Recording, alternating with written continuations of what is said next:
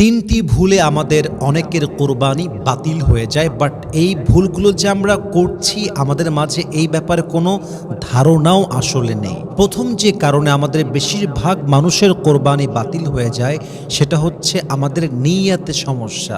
আরে আমার ভাই দিবে, আমি দিব না, কেমন দেখায়। আরে অমুকে দিচ্ছে, আমি না দিলে কেমন দেখায়। আরে অমুকে তো ১০০ কেজির একটা গরু কিনেছে, আমি যদি ২০০ কেজির না কিনি কেমন দেখায়। আমার একটা নাম আছে, ডাক আছে, সুনাম আছে, সবাই আমার পরিবারকে চেনে, আমার বাপকে চেনে। শো অফের চিন্তা, নিয়াতেই গলত, নিয়াতি নষ্ট। যদি নিয়ত নষ্ট হয় আপনার কোরবানিও বাতিল হবে, এবং যদি আপনার কোরবানিটা ভাগে হয় আপনার জন্যে অন্যের কোরবানিও নষ্ট হয়ে যাবে। ঠিক কিনা বলেন?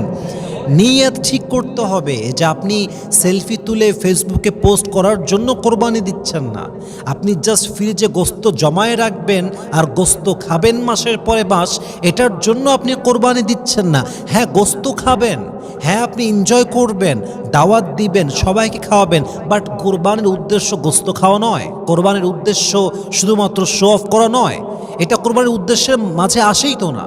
আমার উদ্দেশ্য হবে কুল ইন্না সলাতি ওয়া নুসুকি ওয়া মাহইয়ায়া ওয়া মামাতি লিল্লাহি রাব্বিল আলামিন। আমার সমস্ত কাজ, সমস্ত ইবাদত আমি করব এক সত্তার জন্য। বলেন সবাই, তিনি কে?